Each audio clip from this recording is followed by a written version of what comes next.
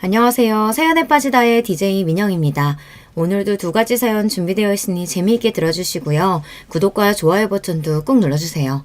그럼 오늘의 첫 번째 사연 함께 만나볼게요. 안녕하세요. 누군가를 욕하고 경멸하는 사람에게는 숨기지 못하는 악취가 풍기는 것 같습니다. 주변 사람들에게서 향기만 가득하면 참 좋겠지만 불행하게도 제 인생에도 그렇게 악취가 풍기는 것 같은 쓰레기 같은 인간들이 종종 꼬이는 때가 있더군요. 하지만 그런 인간들을 만났을 때에도 어떻게 하면 슬기롭게 그 쓰레기들을 분리수거할 수 있을지 그걸 고민하고 쓰레기들이 원래 있어야 할 자리로 돌려보내는 것이 또 인생을 살아가는 사람들에게 주어진 역할이 아닐까 그런 생각을 해봅니다. 저는 시댁에서 동서들에게 죽을 것 같은 괴롭힘을 당하다가 역으로 시원하게 동서들에게 한 방 먹여준 이제 시집 온 지 7년 차에 접어든 여자입니다. 맏며느리로 시집을 오게 되어 집안의 굳은 일이랑 굳은 일은 다 도맡아서 했었는데 저에게 훈장처럼 주어진 것은 동서들의 괴롭힘 뿐이었네요. 결혼만 하고 나면 별천지가 펼쳐질 줄 알았던 제 인생에 동서들이란 악역이 등장하면서부터 제 인생이 굉장한 한편의 대하드라마 같아졌거든요. 처음에는 내가 왜 이런 수모를 당하고 고생을 해야 하나 서럽기만 했었는데 일이 잘 풀려서 그런지 이제 속 시원하고 오히려 동서들을 제대로 골려준 덕분에 집안에서 맏며느리의 위험도 제대로 잡을 수 있고 이제는 동서들도 형님 무서운 줄 알고 함부로 행동하는 일은 없게 됐으니 저도 조금은 편안한 마음으로 이렇게 사연을 써서 보내게 되었어요. 그럼 제 이야기를 한번 시작해 보겠습니다. 흙수저, 낮은 학벌, 이런 것들이 꼬리표로 붙는 순간 사람의 인생이 얼마나 각박해지는지 아시나요? 아마 이건 직접 이런 일을 겪어보지 않으신 분들이라면 쉽게 이해가 되지 않으실 수도 있겠다 싶어요. 불행하게도 저는 살아오는 내내 그 두 가지 꼬리표를 대롱대롱 달고 살았던 사람입니다. 어렸을 때 가정 형편이 넉넉하지 않은 곳에서 살아오신 분들이야 많이 있을 테니 가난을 자랑하는 것은 아니고요. 굳이 제가 얼마나 어렵고 힘들게 살았는지에 대한 이야기는 더 하지 않을게요. 이야기해봤자 뭐가 좋겠어요. 더럽게 힘들게 살았던 이야기 별로 재미도 없고 듣는 사람도 하는 사람도 괴롭기만 한데 말이에요. 어머니가 일찍 돌아가셨어요. 제가 초등학교 때 갑자기 아프셔서 제가 기억하는 어머니의 마지막 모습은 내내 병원에 누워 계셨던 것밖에 없어 그게 참 마음이 속상하고 안타깝네요. 사실 박복한 것으로 따지면 저보다 저희 어머니가 더한 것 같아요. 어머니를 덮친 그 병마가 외할아버지부터 이모들까지 죄다 잡아먹어버렸거든요. 엄마는 내내 불안감에 떨면서 사셨대요. 나도 언젠가 같은 병에 걸려서 죽지 않을까 하는 그런 불안감이요. 그거 아세요? 뭔 사이비 같은 소리인가 하겠지만 안 좋은 생각을 하다 보면 계속해서 안 좋은 상황이 내 앞에 불러들여진대요. 거짓말처럼 말입니다. 우리가 흔히 말하는 행복해서 웃는 게 아니라 웃어서 행복한 거다. 이런 소리도 결국에는 즐거운 상황도 아니고 웃음이 나올 상황도 아닌데 꾸역꾸역 웃다 보면 행복한 일들이 언젠가 눈앞에 오게 된다는 그런 말이죠. 그러니까 사연을 들으시는 분들 중에서도 그때 저처럼 상황이 많이 힘들고 괴로우신 분들이 있더라도 꾸역꾸역 좋은 생각을 억지로 하면서 버티셨으면 좋겠어요. 그게 결국 또 좋은 일을 불러드릴 테니까요. 여튼 이야기가 잠시 다른 곳으로 샜는데요. 저는 어머니의 병환이 결국 평생을 어머니를 짓누르고 있었던 그 불안과 걱정에서 태어난 것이라고 생각하는 사람이거든요. 정말이지 아프셔서 이렇게 허망하게 세상을 떠나실 거라고는 생각도 못했어요. 어린 시절에는 맨날 학교가 끝나고 나면 엄마가 입원하고 있는 병실 곁에 앉아서 엄마 손을 꼭 붙잡고 엎드려서 잠들곤 했었죠. 자다가 중간중간 화들짝 놀라며 엄마가 숨을 잘 쉬고 있는지 코 밑에 손가락을 슬며시 대어보는 것도 제 습관이 되어버렸어요.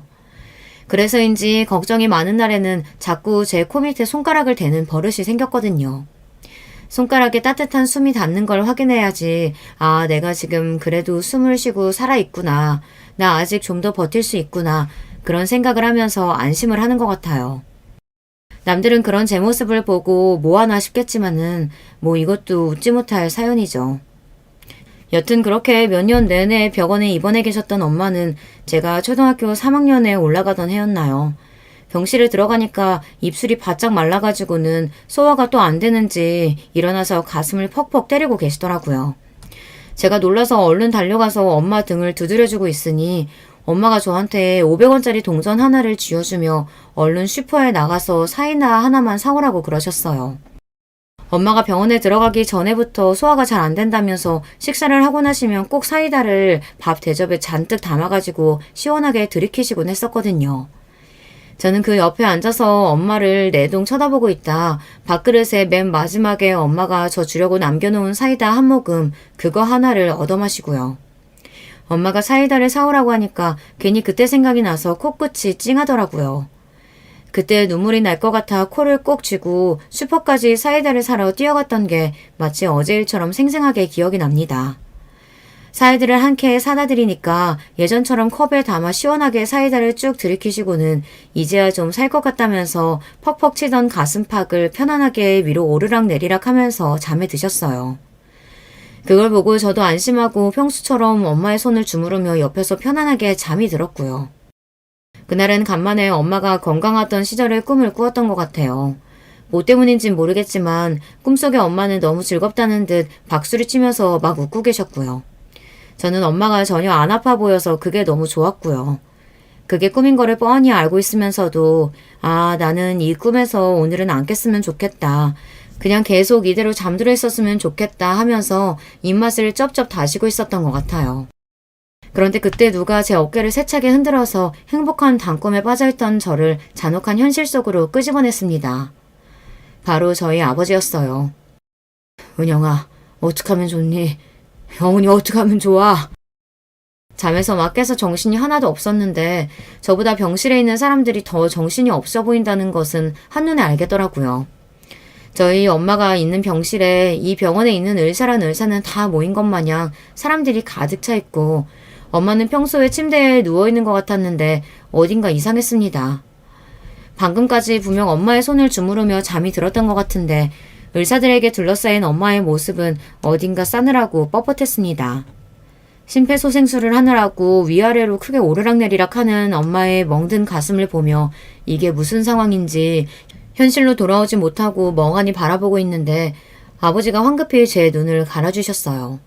제가 깜빡 잠이 들어있는 동안 어머니에게 심정지가 왔던 거예요. 그제서야 제가 소리를 지르며 아버지를 끌어안고 오열을 하기 시작했습니다. 이대로 엄마를 떠나보내는 것이 너무 무서웠고 또 내가 기억하는 마지막 엄마의 모습은 사이다를 마시고 편안하게 잠이 든 그래서 꿈속에서는 아파 보이지 않았던 그런 모습이었어야만 했는데 이런 모습은 너무 잔인하고 끔찍했어요. 제가 감당할 수 있는 수준이 아니었습니다. 엄마의 이런 모습이 평생 동안 남아있을 거라고 인정하고 싶지 않았습니다. 아버지는 저를 끌어안고 저보다 더 큰 소리로 펑펑 우셨어요. 괜찮을 거라면서요. 아무리 머릿속으로 괜찮다는 생각을 많이 하고 있었음에도 불구하고 제 마음속에 있던 불안과 걱정이 좋지 않은 상황을 제 앞으로 훌쩍 끌어당겨 놓아버린 걸까요? 어머니는 결국 그날 심폐소생술에도 의식이 돌아오지 않으셨고 짧은 생을 마감하시게 되었습니다. 그래도 마지막에 엄마가 좋아하시는 사이다 한 잔을 먹여서 보낼 수 있어서 얼마나 다행인지 몰라요. 아직도 제가 엄마 기릴 때마다 상에는 잊지 않고 사이드를 올리거든요. 하늘나라 올라가서 이제 속 답답한 거 없을지 몰라도 그래도 엄마 좋아하는 거니까 한 잔 시원하게 들이키고 가시라면서요. 거기서는 엄마도 더 이상 아프지 않은 모습으로 제가 꿈속에서 봤던 모습으로 행복하게 지내고 계시겠죠. 이미 떠나버린 사람 붙잡고 괴로워하면서 사느니 그렇게라도 행복하게 지내고 있을 거다 제 마음을 달래는 수밖에 더 있겠습니까? 어머니가 떠난 이후로 가족이라고는 아버지와 저 이렇게 단 둘밖에 남지 않게 되었어요. 어머니가 떠난 직후여서 그런지 몰라도 아버지와 제 사이는 연휴 모내지간보다는 꽤나 애틋했습니다. 아버지의 직업 특성상 한번 일을 하러 떠나시면 며칠이고 집에 들어오지 않으시는 날들도 많았지만 그때마다 저를 친한 친구분의 집에 맡겨두고 가셨어요. 혼자 있는 딸에게 혹시라도 무슨 일이 생길까 싶어서 아버지 딴에는 가장 믿을 만한 친구분에게 저를 잠시 동안 맡겨두는 것이 가장 안정적인 방법이라고 생각하셨겠죠. 대체 무슨 일을 하시길래 그렇게 어린 딸을 두고 며칠씩이나 집을 비우시냐고요? 제가 장난삼아 아버지에게 그래요. 남의 뒷조사를 하면서 밥 벌어먹고 사는 직업이라고요. 아버지도 웃으시면서 그러니까 너는 크면서 절대 나쁜 짓 저지르고 살면 안 된다고. 법원에서는 판검사가 최고일지 몰라도 이런 뒷골목에서는 아버지를 이길 사람이 없다고 항상 그러셨거든요. 저희 아버지의 직업이 뭐냐고요? 조금 생소하실 수도 있는데 흥신소를 하셨어요.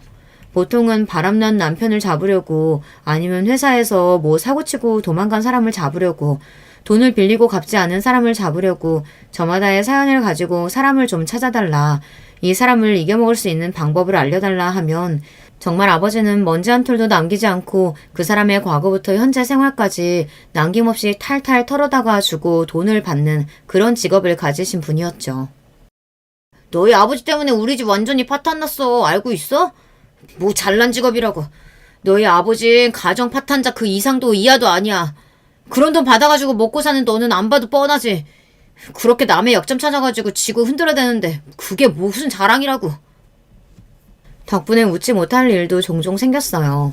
아버지를 찾아오셔서 바람남 내 남편 좀 찾아달라고 거액의 돈을 내고 가신 분들 중에서는 동네에서 한 달이 건너면 얼굴을 다 아는 사람들도 있었으니까요. 모르겠어요. 저는 그냥 그렇게 생각했거든요. 저희 아버지는 정보만 캐다 줬을 뿐이지 잘못은 저쪽에서 저지른 건데 왜 우리 아버지가 욕을 먹어야지 하고요. 오히려 이걸 덮어놓고 모르고 살았으면 더 억울할 뻔했을 것을 아버지 덕분에 알고 잘 피해가게 되었으면서 되려 고마워해야 하는 건 아닌가요? 그렇게 생각했었는데 또 막상 그 일을 겪어본 사람들 입장에서는 그런 게 아니었나 봐요. 저희 아버지에게 가정 파탄범의 주범이라고 돈만 주면 뭐든지 다 하는 사람이라고 손가락질하는 사람들도 있었죠. 말 함부로 하지 마. 우리 아빠 그런 일 하는 사람 아니거든? 우리 아빠는 그냥 사설 탐정 같은 사람인 거야.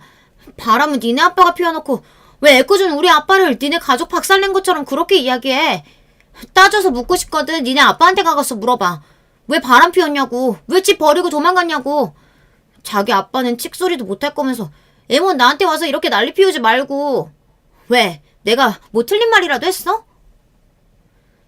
아빠는 저에게 늘 제발 참고 살라고 무작정 화내지 말고 사람들을 좀 들이받지 말고 조용히 살 수 없냐고 그러시는데 그것도 천상인가 봐요. 그런 소리를 들으면 울컥 올라오는 화를 참지 못하고 버럭 소리부터 지르고 지지 않았거든요. 어렸을 때부터요. 그런 소리를 하면 뭐 어린애 입장에서는 뭐라고 더 할 말이 있겠어요. 자기 아빠가 바람 피운 것도 사실이고 쪽팔린 것도 자기 몫이니까 그냥 엉엉 울기만 하고 그러면 저는 잘 혼내줬다 속이 시원하다 그러고 마는 거죠. 왜 아무것도 모를수록 겁이 없다고 하잖아요. 딱 그 짝이었네요. 조금씩 커가면서부터 아버지가 하시는 일이 마냥 정의로워 보이지만은 않았던 것 같아요. 아버지가 멀리 일을 나가시면 저는 며칠씩 가장 친한 친구분의 집에 맡겨두고 가셨다고 했잖아요. 한 번은 그런 적이 있었어요. 저는 이모, 이모부 하면서 따르던 분들이셨거든요. 사연에서도 뭐 피가 섞여 있는 것은 아니지만 편하게 그냥 그 호칭을 사용할게요. 그날은 이모부가 안 계시고 이모 혼자 집에 계시던 날이었어요. 이모부도 마침 출장을 나가셨다고 하시더라고요. 제가 집에 와 있는 게 이제는 너무나도 익숙해서 딱히 제 말동무를 해주신다거나 그런 것도 없었고요. 그냥 각자 방에서 시간을 보내는 날들이 많았죠. 그런데 그날따라 이모의 행동이 너무나도 이상했습니다. 전업주부였던 이모는 남편을 따라 이 지역으로 이사를 오게 된 거라고 들어서 이쪽에 연고도 하나 없고 친구도 없어서 매일같이 이모부와 시간을 보낸다고 들었었는데 어딜 나가시는 건지 콧노래까지 부르면서 화장대 앞에서 정성스레 화장을 하는 모습을 보이더라고요. 뭐 어디 좋은 데라도 가나 싶어서 제가 이모 어디 가냐고 물어보니까 화들짝 놀라시면서 방에 있던 거 아니었냐고 그러더라고요. 그러면서 요 앞에 잠깐 나갔다 오려고 하는 거니까 이모부한테는 절대 말하지 말아달라고 하며 제 손에 10,000원짜리 지폐 2장을 쥐어주시고 나갔습니다. 아버지가 흥신소를 운영하셔서 그런지는 몰라도 어렸을 때부터 다른 촉은 몰라도 그런 촉은 이상하게 유난히 발달한 느낌이었어요. 화장을 하고 화장대에서 몰래 비상금으로 추정되는 주머니까지 챙겨 들고 나가시는 모습만 봐도 여간 수상한 게 아니었는데 이모가 나가는 것을 절대 이모부에게 말하지 말아달라고 이야기하는 것을 덧붙이고 나니 아무래도 이모가 좋지 않은 일을 하고 있는가 보다 그런 생각이 들더라고요. 이모의 부탁도 있고 용돈까지 받았으니 이모부가 돌아오고 나서도 딱히 이모의 그 수상쩍은 외출에 대해 이야기는 하지 않았습니다. 다만 계속 마음에 찝찝한 구석으로 남아있었기에 집에 돌아와서 아버지에게 넌지시 그 일을 꺼냈죠. 아버지가 깜짝 놀라시더라고요. 너 이런 거 가지고 거짓말하면 큰일 나는 거 알지? 정말 이모가 그렇게 나가는 걸 본 거야? 또 다른 거 뭐 봤어? 서랍에서 비상금 챙겨 나간 거랑 또 뭐 본 거 없어? 내가 본 건 정말 그게 다다. 그때까지만 해도 아버지의 절친한 친구 내외가 더러운 치정 사건의 주인공이 될 줄은 상상도 못하고 있었었는데요. 결국 그날 저의 결정적인 제보를 통해 이모의 외도가 만천하에 드러나게 되었습니다. 아버지가 다른 손님에게 받았던 사건이 있었는데 내연녀를 아무리 찾아보려고 해도 찾을 수가 없었는데 그게 결국 이모였다고 하더라고요. 이거 자네한테 미안해가지고 뭐라고 이야기를 해야 될지 모르겠네. 결국 자네 가정도 내 손으로 깨버렸으니 이제는 가장 파탄범 소리 들어도 싼 거지 뭐. 생각보다 이모부는 그 충격에서 빨리 헤어나오지를 못하셨습니다. 이모부는 저희 아버지를 붙들고 차라리 몰랐으면 좋았을 걸 왜 자네가 굳이 이렇게 들쑤시고 일을 크게 만들어서 이제는 망신스러워서 집에서 가족들 볼 낯도 없다면서 펑펑 우셨습니다. 안타까운 일이었죠. 정말 선의의 마음으로 친구를 돕기 위해서 하셨던 일이었고 더군다나 그 일의 시작은 제 입에서 나온 말 한마디 때문이었으니까요. 하나밖에 없던 오래된 친구의 원망이 아버지께서도 꽤나 충격이었던 모양입니다. 하시던 흥싱소홀 일을 정리하시고 이제는 제대로 된 직장을 찾아보겠다면서 저희는 원래 살고 있던 동네를 떠나와서 지금 여기 경기도 평택에 자리를 잡게 되었어요. 워낙 수완이 좋으셨던 분이어서 그런지 이사를 떠나왔는데도 불구하고 아버지를 찾으시는 분들의 연락이 종종 오는 것 같았지만 아버지는 이제는 그런 일은 더 이상 하지 않겠다며 오는 연락들을 단칼에 거절하시곤 했습니다. 그리고는 공장 경비 일을 시작하셨고요. 저 역시도 대학 진학에는 큰 뜻이 없기도 했고 중요한 시기들마다 어머니 돌아가셨지 이렇게 원치 않게 이사를 오게 돼 어딘가 마음을 먹고 정착하기 참 어려운 시기였어요. 고등학교를 졸업하자마자 무작정 뿌린 이력서에서 연락이 오는 곳을 아무데나 붙들어 잡고 그렇게 일을 시작했습니다. 그곳에서 만나게 된 게 바로 남편입니다. 제가 어떻게 결혼을 했냐는 이야기를 또 시작하면 이것도 웃겨요. 사람들은 완전 신데렐라가 따로 없다는 말을 저에게 하거든요. 이렇게 먼지 구덩이 속에서 사는 신데렐라가 대체 어디 있냐고 그 이야기를 들을 때마다 저는 단호하게 반박하지만 사실 사람들이 그런 이야기를 하는 것도 과언은 아니죠. 고등학교를 막 졸업하고 말단 사원으로 들어간 저와 회사를 물려받는답시고 회사에서 경영 수업을 받는다고 새파랗게 어린 놈이 높은 직급을 달고 들어온 저희 남편은 처한 환경만 놓고 봤을 때는 절대 어울릴래야 어울릴 수 없는 만나고 싶어도 만날 수가 없는 하늘과 땅 같은 거리감이 존재했으니까요. 그래서 구체적으로 어떻게 만났냐는 이야기를 물으면 제가 그러거든요. 정말 너무 뻔한 드라마 같지만 첫눈에 반해서 남편이 먼저 결혼을 하잡시고 졸졸 쫓아다녔고 저는 그런 남편의 집안 환경이 너무 부담스러워서 당신 같은 사람은 못 만난다고 하고 계속 피해 다니다가 결국 못 이기는 척 마음을 받아주게 되었다고요. 전형적인 신데렐라 스토리가 따로 없죠. 그런데 제가 그걸 깜빡했더라고요. 이런 전형적인 신데렐라 스토리에는 집안의 극심한 반대와 결혼하고 나서도 시댁의 어마어마한 압박이 항상 존재한다는 사실이요. 잠시나마 사랑에 눈이 멀어 그것 때문에 남편의 마음을 계속 거절하고 있었던 것조차 깜빡했었던 거예요. 아니 어디서 이렇게 말도 안 되는 애를 데리고 와서 결혼을 하겠다는 거니? 너 우리 집이 어떤 집인지 잊은 거야? 어디서 이런 근본도 없던 애를 데려와가지고 결혼하겠다고? 너 정말 엄마 죽는 걸 보고 싶어? 그래서 지금 이 난리 피우는 거야? 누군가의 만남이 누군가에게는 죽고 싶은 일이 될 수도 있다는 것도 남편과 결혼을 허락받는 과정에서 처음 알게 되었네요. 별별 수모를 다 당했던 것 같습니다. 처음 만나는 자리에서 아버님께서는 낯이 익는다며 저를 유심히 살펴보시더니 이내 제 직업을 들으시고 더 들을 가치도 없다면서 자리를 박차고 일어나 버리셨어요. 어머님 역시 내 눈에 흙이 들어가기 전까지는 이 결혼은 허락할 수 없다시며 저희의 결혼을 극구 반대하셨죠. 지금이야 주변 사람들이 그렇게 싫어하는 결혼, 죄다 뜯어말리는 결혼 그냥 안 해버리면 그만이었을 텐데 그때는 뭐가 그렇게 이 사람 아니면 안 될 것처럼 간절했는지 울기도 해보고 빌어도 보고 들어가서 뭐든지 하겠다, 뭐든지 잘해보겠다 통 사정을 하며 겨우 받아냈던 허락이었습니다. 시작부터 그렇게 좋지 않았으니 당연히 시집가고 나서도 제가 제대로 된 대우를 못 받는 건 당연지사였죠. 아직 결혼을 안 하신 분들이 있다면 그 이야기도 꼭 한번 해주고 싶었어요. 어찌됐든 인생의 선배잖아요. 제가 요즘 사람들에 비하면 나이도 훨씬 더 먹을 만큼 먹었으니까요. 굳이 나를 그렇게 깎아내려가면서 나를 낮춰가면서 결혼을 할 필요가 전혀 없다는 말을 해주고 싶었습니다. 저야 이미 지나버린 일 후회하지 말자는 주의이기도 하고 이제 와서 어쩌겠어요. 그렇게 납작 엎드려서 받아낸 허락인데 무르기라도 할 거예요. 억울해서라도 꾸역꾸역 잘 살아야겠다는 마음이죠. 그치만 아직 결혼이라는 시댁이라는 세계에 발도 붙이지 않은 사람들이 있다면 제발 그건 가슴속에 새기고 명심했으면 좋겠다고요. 내가 시댁에 들어갈 때부터 납작 엎드리면 나는 앞으로 시댁에 남은 날들도 그렇게 평생 엎드려서 살아야 한다고요. 잠시라도 고개를 빼꼼 드는 날에는 어디 감히 소리가 절로 날아들게 될 거라고요. 다 제가 겪어보고 당해보고 했으니 사연에서나마 할 수 있는 이야기 아니겠어요.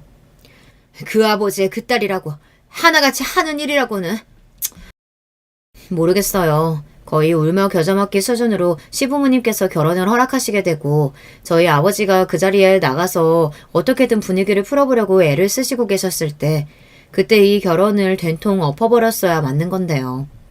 아버지가 그 이야기를 들으셨는지 안 들으셨는지는 모르겠지만 시어머니가 그 자리에서 그런 이야기를 한 순간 제 결혼은 거기서부터 완전히 망가져버리게 된 거죠. 이런 이야기를 들으면서까지 꾸역꾸역 해야 하는 결혼이 된 거예요. 그 뒤로부터는 무슨 일이 생기더라도 그런 망혼을 제 손으로 선택한 제 탓이 되어버리는 거죠. 낯선 시댁에서 생활을 해야 했던 것 하나만으로도 적응되지 않고 못 견디게 힘들었는데 더군다나 남편이 장남이잖아요. 회사를 물려줄 생각으로 남편에게 거는 기대가 가장 컸던 시부모님은 결혼을 하신 이후 이런저런 이유로 저를 압박해오시기 시작했습니다. 여기에 올라오는 모 시댁이 교묘하게 괴롭혔다. 은근히 따돌림을 시키는 것 같다. 이런 이야기를 들으면 저는 그냥 웃어요. 뭐 누가 더 많이 괴롭힘을 당했다는 것으로 기내 짧은 애 자랑하고 비교하고 할 거리조차 되지 않는다는 것은 잘 알지만요. 그게 얼마나 저 자신을 우습게 만드는 일이라는 것도 잘 아는데요. 제가 시댁에서 당했던 것들을 다 합치면 책 10권을 써도 모자랄 지경이거든요. 온 집안 식구들이 저를 투명인간 취급하는데 아주 이골이 났어요. 뭐 말로 하자면 다 할 수도 없죠. 예를 들면 이런 식이에요. 나름대로 시댁과의 관계를 좀 좋게 풀어보고자 네, 알고 있습니다. 이렇게 나서서 굳이 마음 주지 않는 시어머니에게 절절매고 있는 것이 무수리 짓이라는 것을요. 그런데 어쩌겠어요. 남편이 좋아서 결혼을 한 거고 시부모님을 모시고 살아야 하는 입장이니 여기서 더 분란을 일으키지 말자는 심정으로 저도 그랬던 거죠. 여튼 시댁과의 관계를 좀 좋게 풀어보고자 장이라도 봐서 좋아하는 음식을 해드려야겠다 싶어가지고 저녁상을 차려놓고 식사를 하면서 여쭤보는 거예요. 어머님 내일은 무슨 요리를 좀 할까요? 아버님 평소에는 어떤 음식을 주로 드세요?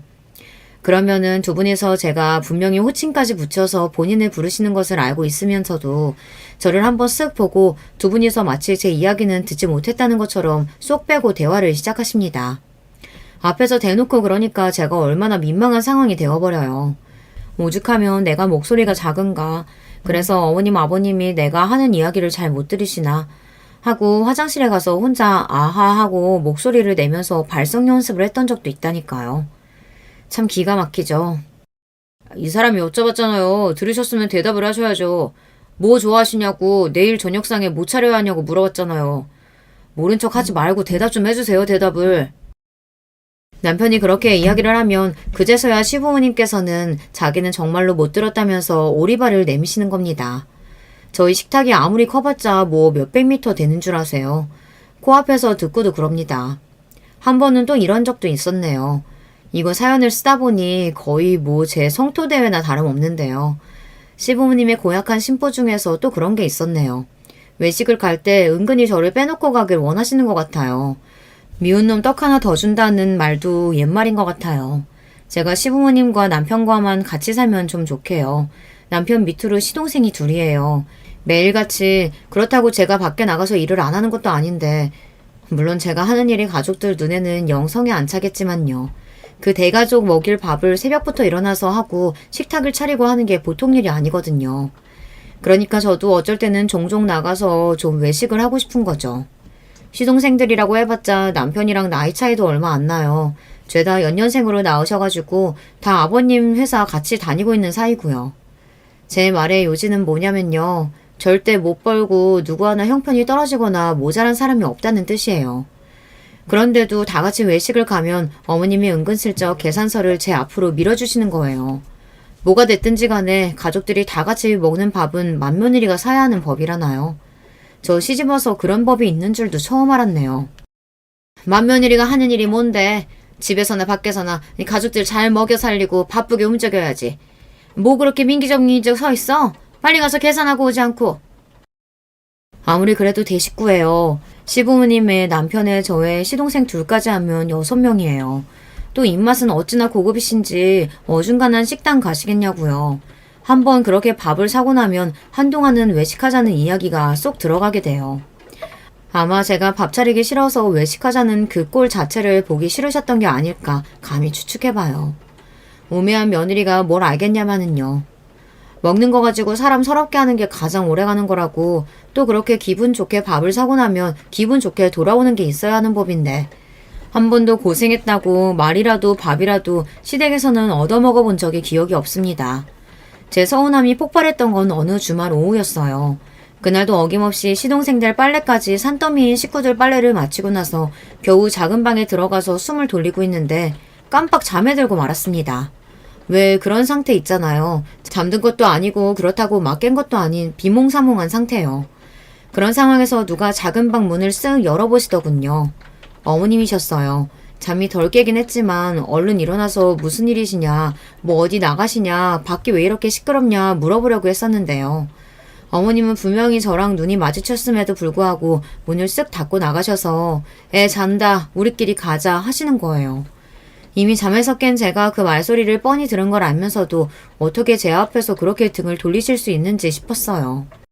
한참을 돌아오지 않는 가족들을 기다리다 집에서 대충 라면으로 저녁을 때우고 나니 9시가 넘는 시간이 돼서야 가족들이 집으로 돌아왔죠. 일어났어? 많이 피곤했던 모양이네. 어머님이 당신 누가 업어가도 모르게 세상 곤히 자고 있다고 해서 나도 깨우지 말자고 하고 나왔는데. 우리 나가서 저녁 먹고 왔어. 그러니까 같이 먹었으면 좋았을 텐데 하필 그때 당신이 딱 잠들어가지고. 이거는 눈치가 없는 건지 아니면 바보인 건지 그렇게 밖에서 시끄러운 소리를 내고 문까지 열어봤는데 잠기 밝은 자기 마누라가 못 일어날 리가 있겠냐고요. 제가 거기서 참아왔던 울분을 토해냈어요. 누구는 먹을 줄 몰라서 안 먹는 줄 아냐고, 왜 사람이 치졸하게 먹을 거 가지고 그러시냐고요. 어머님은 눈을 동그랗게 뜨시고 애가 됐든 왜 이러냐고, 네가 아직 잠이 덜 깼나 보다고 저를 막 뜯어말리시는데 그때 눈에 뵈는 게 없는 상태였던 것 같아요. 어머님, 아까 문 열고 들어오셨을 때 분명히 저랑 눈 마주치셨잖아요. 제가 무슨 일로 그러시냐고 일어나서 여쭤보려고 하기도 전에 어머님이 먼저 문 닫고 나가셔서 저 잔다고 가족들한테 그렇게 말씀하신 거잖아요. 그렇게 저 떼놓고 식사하시고 싶으시면 차라리 그냥 치졸하게 거짓말하지 마시고 속 시원히 말씀을 하시지 그러셨어요. 그러면 괜히 이상한 오해하면서 이렇게 사람 서럽게 만들 일은 없을 거 아니에요. 대체 왜 그러시는 거예요? 제가 이야기를 하자 저희 어머니는 또 펄쩍 뛰면서 남편과 시동생들한테 자기가 그런 게 절대 아니라고, 자기는 분명히 자는 줄 알았다고 뻔히 보이는 거짓말을 하십니다.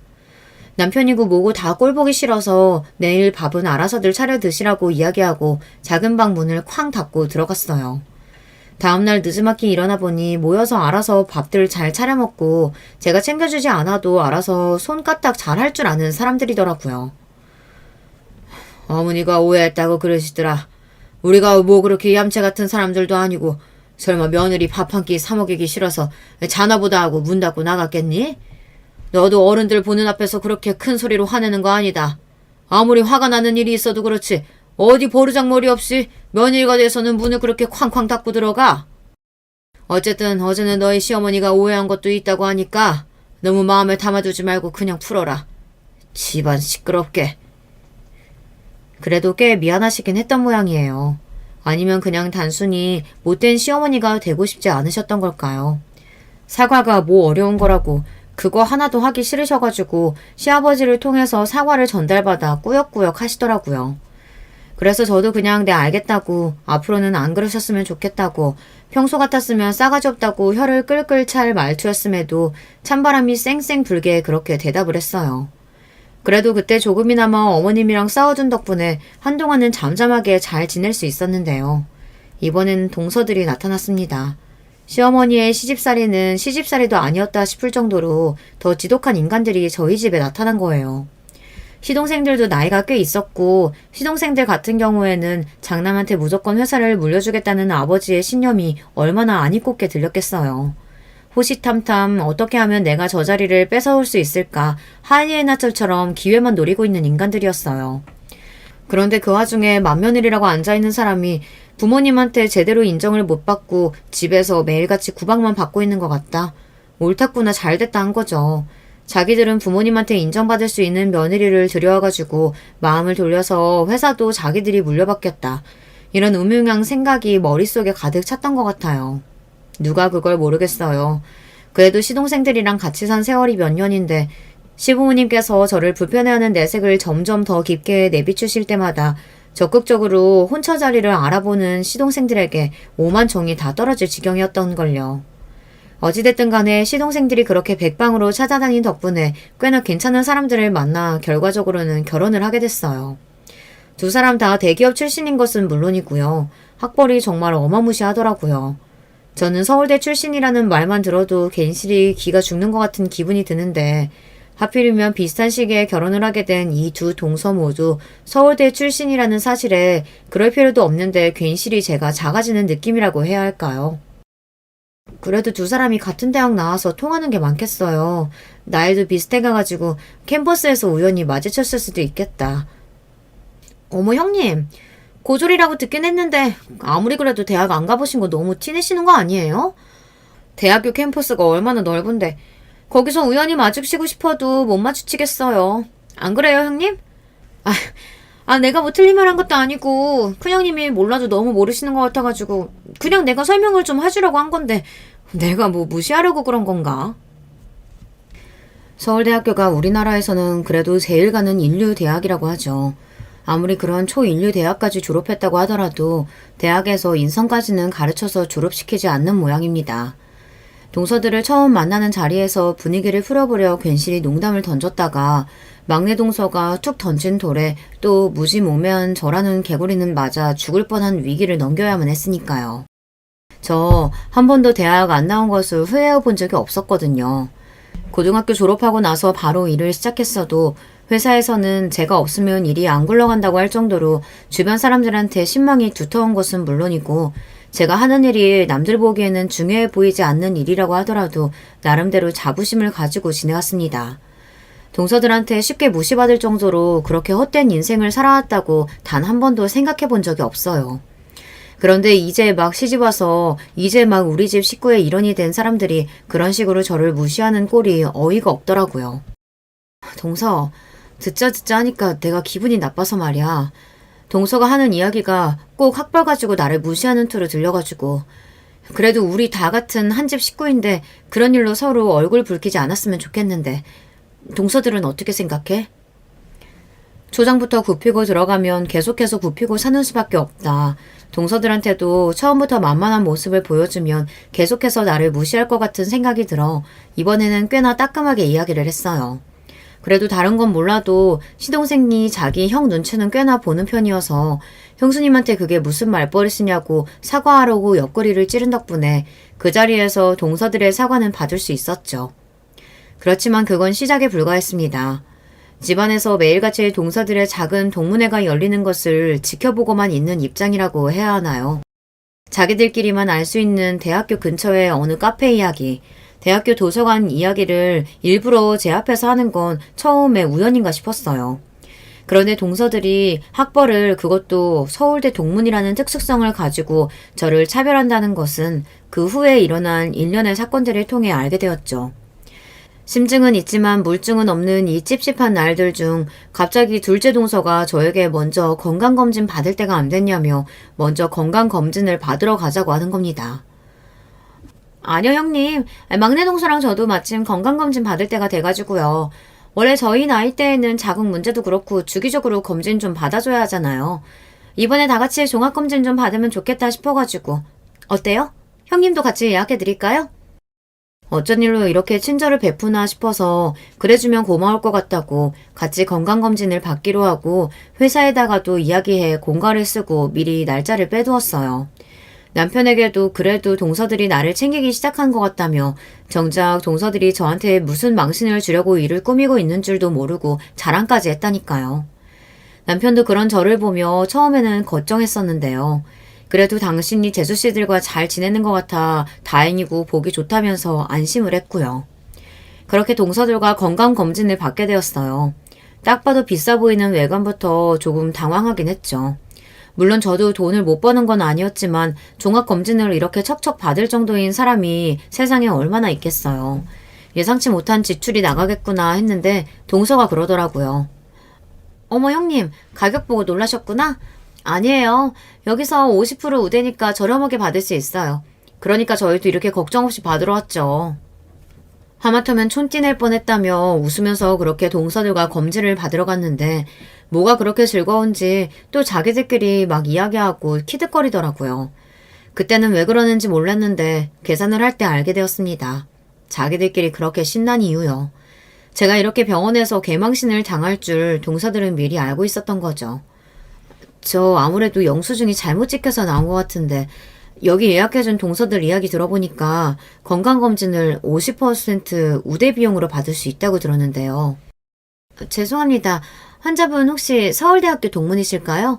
저희 병원에서는 서울대학교 동문분들 중에서 예약 당시에 회원 우대카드를 제시하신 분에 한해서 우대 혜택을 받으실 수 있도록 도와드리고 있거든요. 여기 두 분께서는 각각 동문 우대카드 적용해서 할인 적용되실 거고요. 환자분께서는 따로 제시해 주신 게 없어서 우대 혜택 적용이 어려울 것 같습니다.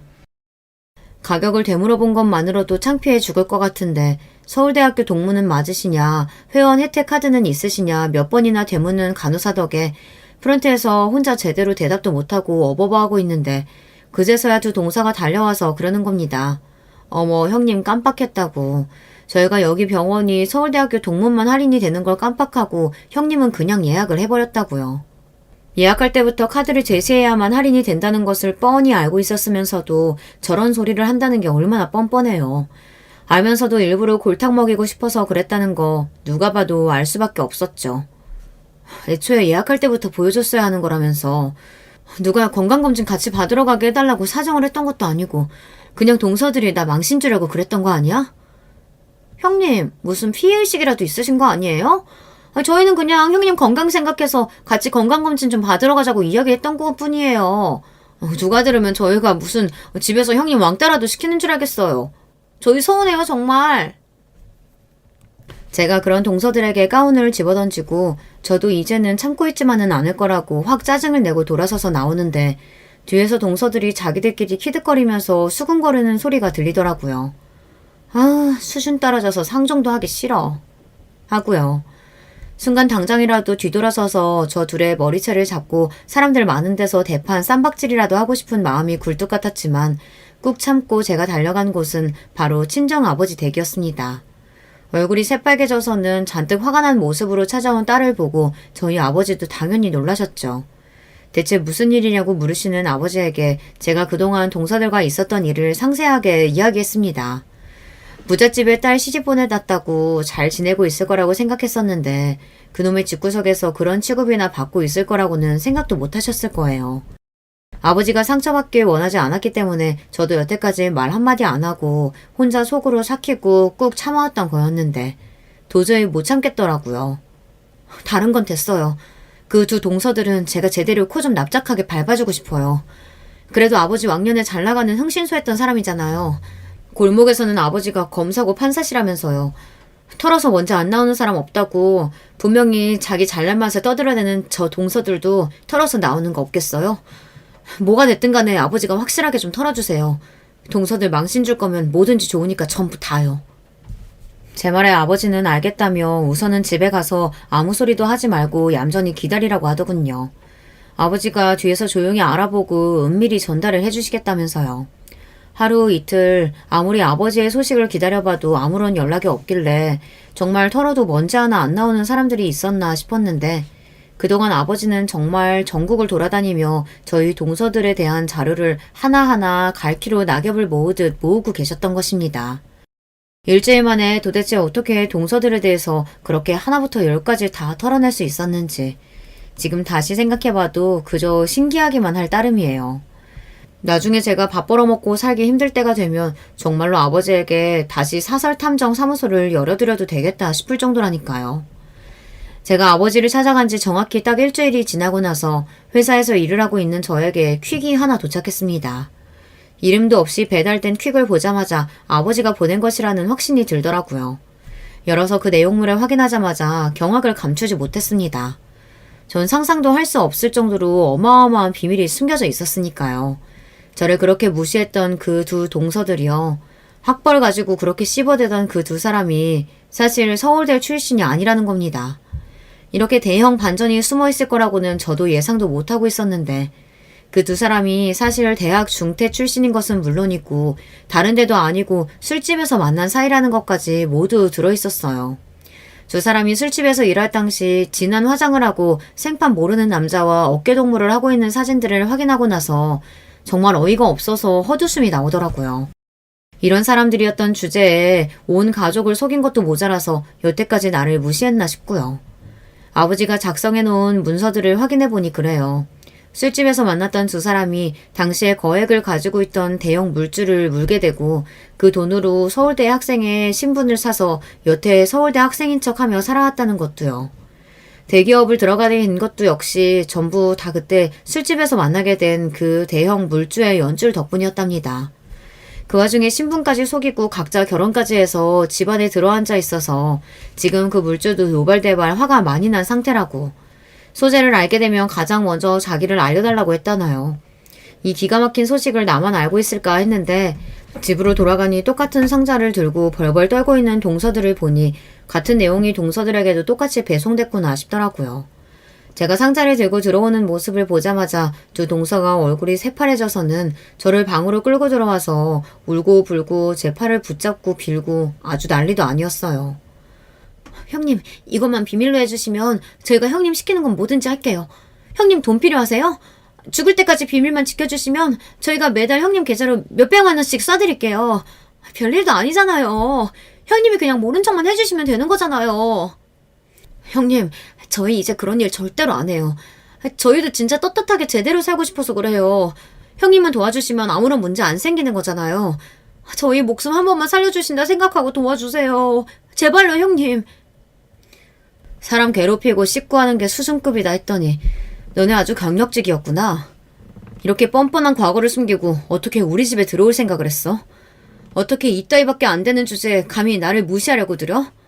사람을 깔볼 생각을 했을 때는 더 밑바닥으로 내려앉을 각오를 했었어야지. 잘 지켜봐. 내가 너네 어떻게 짓밟아주는지. 지렁이도 밟으면 꿈틀하나 하는 거 이제부터 제대로 보여줄게. 울고불고 저에게 매달리는 동서들을 뿌리치고 마침 집으로 돌아온 가족들을 모두 불러앉히고 저는 아버지에게 받은 자료들을 가족들 앞에 척하니 펼쳐놓았습니다. 가족들이 여태 학벌이라는 그 껍데기에 속아서 어떤 사람들을 물고 빨고 했는지 말입니다.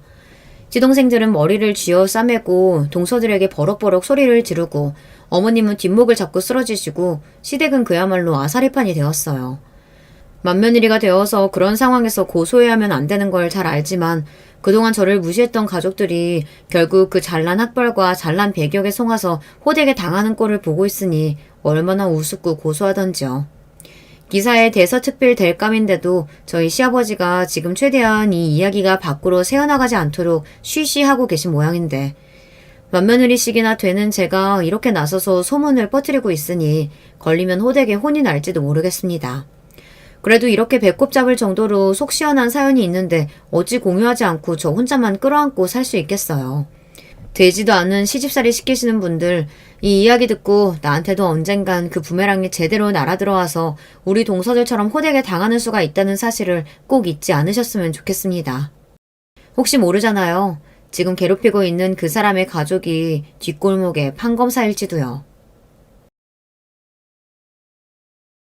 안녕하세요. 저는 사연에 빠지다 채널 덕분에 유튜브에 재미를 붙인 나이든 중년 여성 애독자예요. 제가 어렸을 때는 집이 무척 가난했습니다.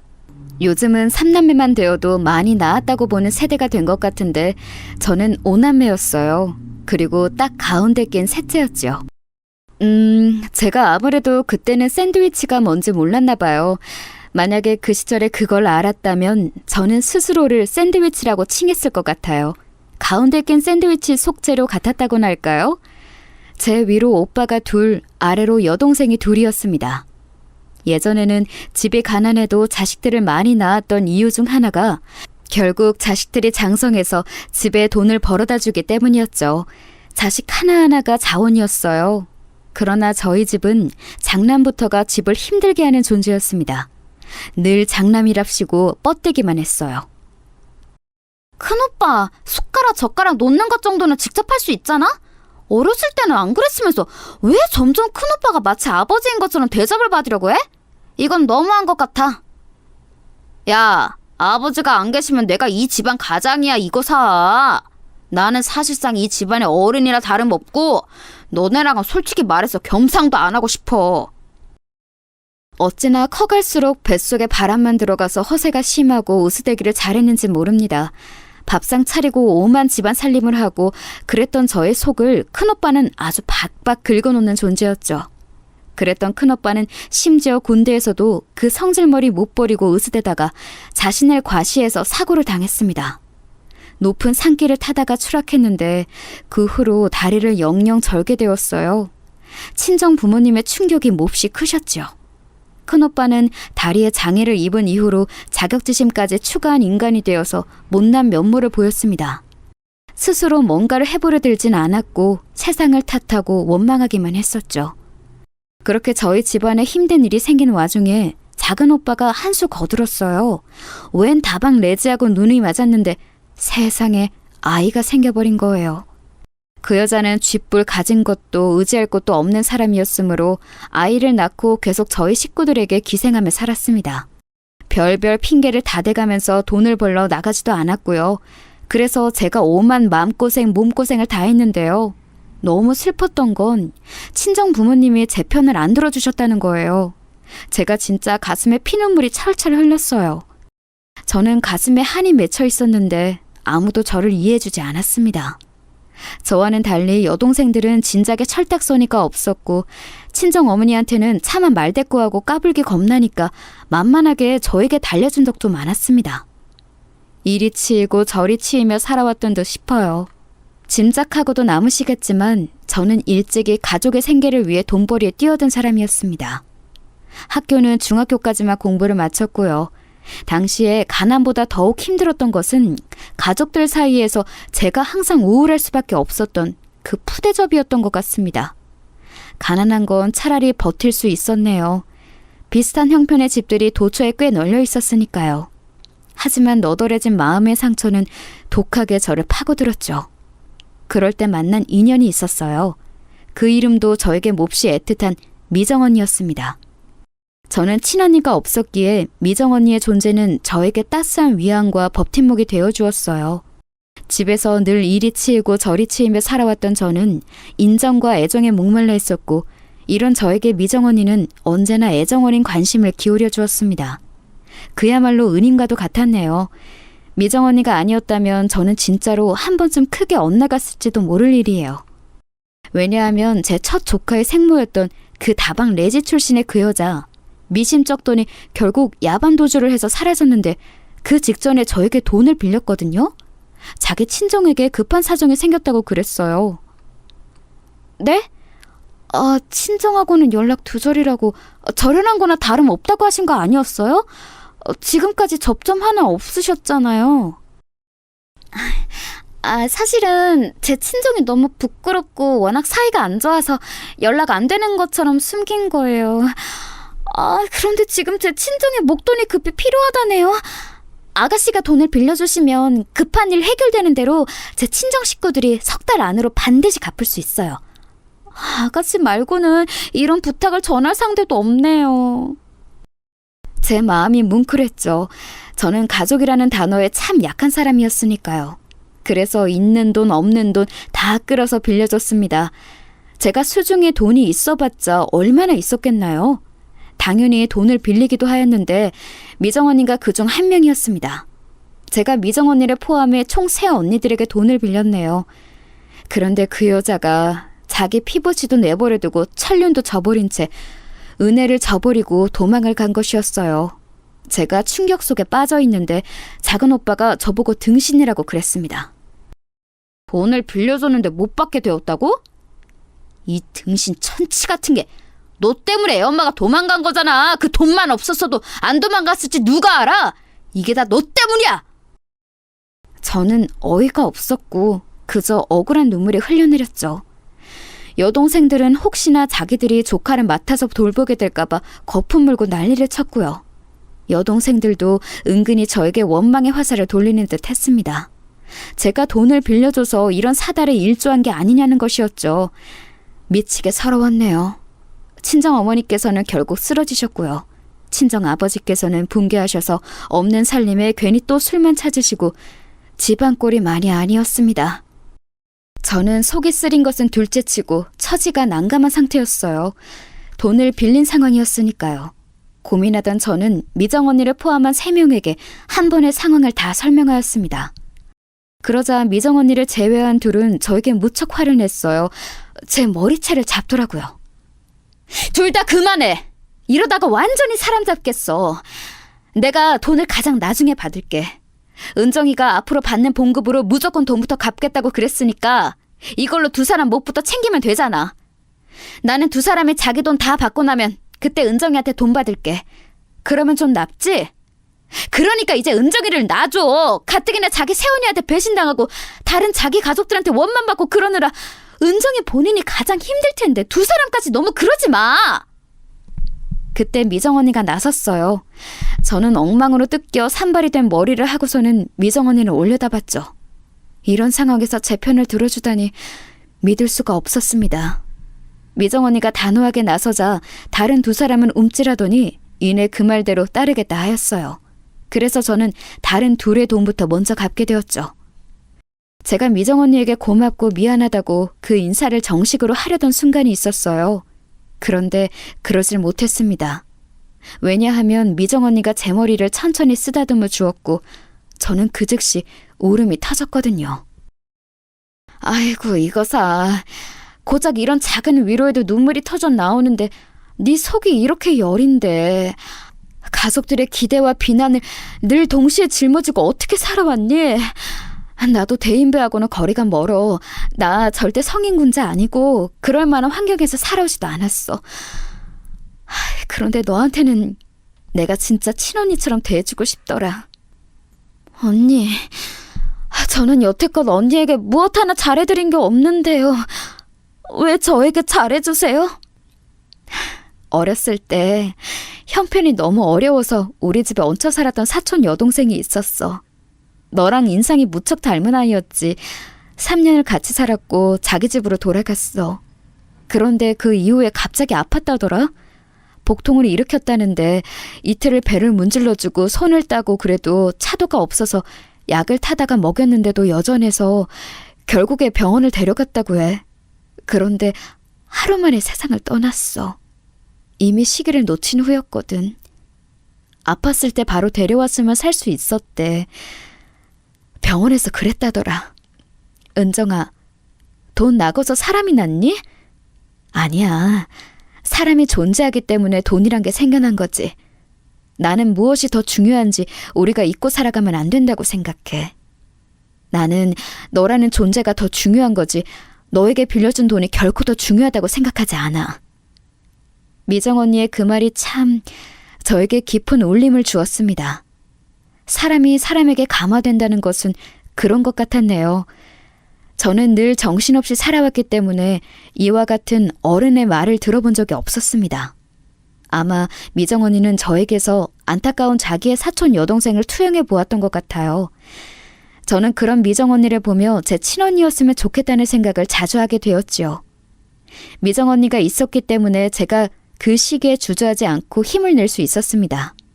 누군가 저를 지지하고 있고 제 마음을 조금이라도 알아주고 있다고 생각하니까 그것만으로 의지를 불태울 수 있었어요.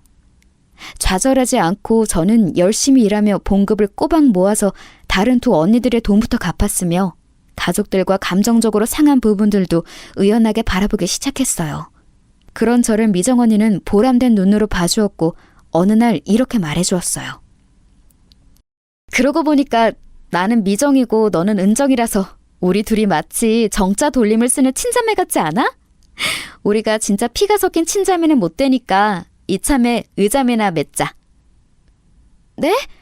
언니 정말이에요? 저는 좋아요. 의자매 맺은 기념으로 작업 끝나면 제가 시원한 음료수 사드릴게요.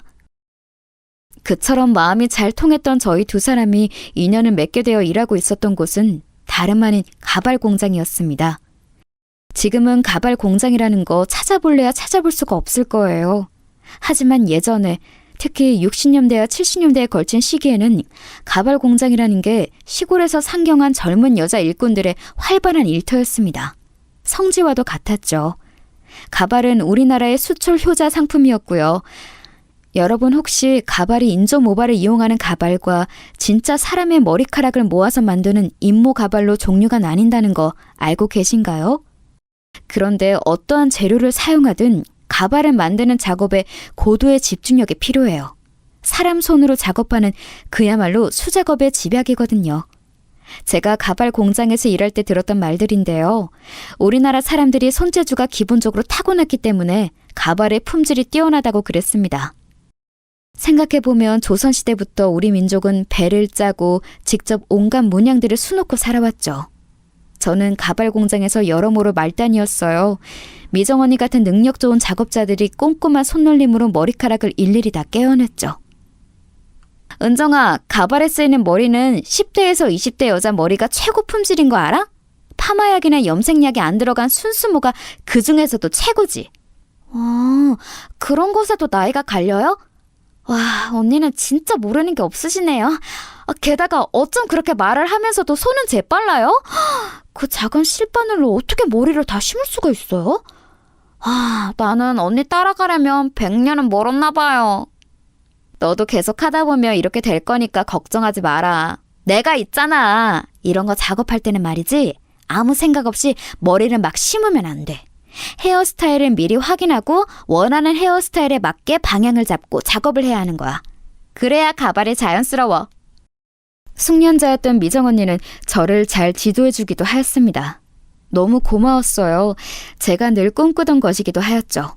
저 혼자 아둥바둥 어떻게든 해보겠다고 발버둥 치면서 가족들을 위해 희생하는 거 말고 누군가 저를 앞에서 이끌어주면서 지식과 지혜를 가르쳐주는 것이요. 이게 바로 제가 원하던 이상이었어요. 제가 얼마나 미정 언니를 믿고 의지하고 잘 따르고 좋아했는지는 미정 언니 본인도 정확히 가늠할 수 없었을 겁니다.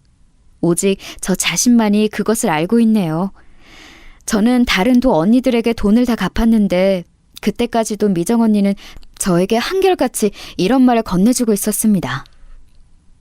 나는 괜찮아. 급한 거 하나도 없어. 무조건 괜찮으니까 네가 여력이 될 때 내 돈은 갚아도 돼. 그래도 상관없어. 고마움을 넘어선 감동이었죠. 저는 미정 언니의 말과는 달리 돈을 바로 갚아줄 심산이었어요.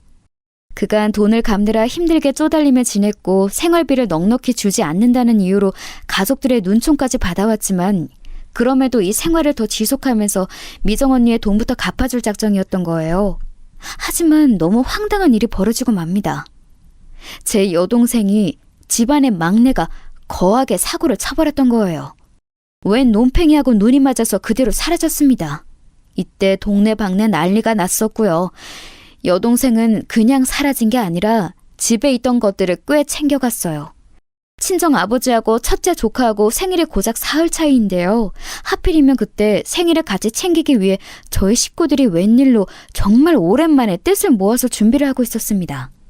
새언니라고 부르고 싶지도 않은 첫째 조카의 생모, 그 여자가 사라진 이후로 초상집이었던 집안의 분위기를 조금 바꾸어 보자는 취지였죠. 저도 그걸 알기에 허리띠 졸라매고서는 생일 준비에 들어가는 돈을 냈어요.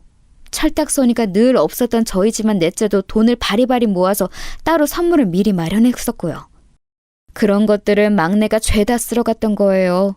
기어이 친정 어머니께서는 충격에 알아 누우셨고 건강이 확 악화되었습니다. 친정 아버지는 가슴을 치며 분노하셨죠.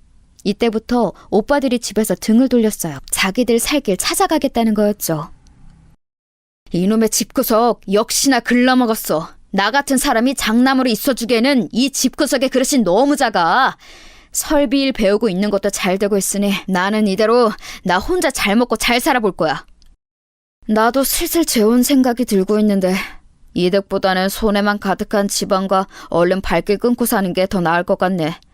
이런 식구들이 딸려있다고 하면 괜찮은 여자들은 아무도 나하고 재혼 안 해주려고 할 테니까. 심지어 작은 오빠는 아이를 친정 부모님께 떠넘기듯 전가해버렸습니다. 화가 난 저는 작은 오빠에게 따지고 들었고 여태까지도 네가 돈을 안 빌려줬으면 애엄마가 도망 안 갔다는 황당한 생각을 가지고 있었던 작은 오빠 역시 저에겐 나를 세웠어요. 그러면서 아예 남매 사이가 틀어졌죠. 너무 우울했어요. 이러나 저러나 저는 가족이 우선이라고 생각하며 살아온 사람이었기에 관계가 완전히 돌이킬 수 없어진 것에 너무 큰 스트레스를 받았습니다. 가발 공장도 점점 상황이 안 좋아지고 있었고요. 제가 가발 공장에 들어갈 때도 예전만 못하다는 세간의 평이 있었지만 설마 하니 계속해서 쇠락의 길을 걸을 줄 몰랐던 거예요. 당시에 제가 뭘 많이 배우기를 배운 것도 아니었고 해안을 지닌 것도 아니었으며 사회를 읽을 줄도 몰랐으니 막연히 제가 열심히 하면 가발 공장도 다시 활기를 찾을 수 있을 거라는 순진한 생각을 품었던 겁니다. 지금 생각하면 아주 말도 안 되는 거였죠. 집안 상황도 별로인데 가발 공장까지 점점 입지가 좁아지고 있으니 제가 이 시기에 많이 힘들었어요. 공장이 힘들어지니까 당연히 인력도 줄어들었습니다. 저 역시 감축 대상에 걸려들었어요. 그리고 워낙 손기술이 좋아서 일찍 잘리지 않았던 미정 언니는 드물게도 본인 의사로 그만두었습니다. 그러면서 저를 찾아와 봉투를 건네주었는데 거기에는 제가 힘든 상황에서도 돈을 챙겨 모았던 흔적이 들어있었어요. 제가 미정 언니에게 빌렸던 돈의 딱 절반 되는 액수였는데요. 일을 잘리고 마지막 출근하던 날에 미정 언니에게 건네주었던 것인데 이렇게 돌려받을 거라고는 꿈에도 몰랐어요. 언니, 나는 아직 갚을 게 남아있는데 이걸 나한테 돌려주면 어떻게 해요? 언니도 사정 좋지 않은 거 다 알고 있어요. 그러니까 이러지 마세요. 은정아, 내가 미리 말을 못해서 미안한데 그간 나에게 많은 일들이 사실은 있었어. 너도 나에게 남자친구가 있다는 건 알고 있지? 그 남자친구하고 사실은 내가 혼인신고를 하고 살림을 차려서 살고 있었어. 안 좋게 보일까봐 어디에도 말을 못했고 너에게 알리면 네가 뭐라도 챙겨주려고 할까봐 나중에 알려줄 생각으로 지금까지 말을 못했네. 뭐라고요?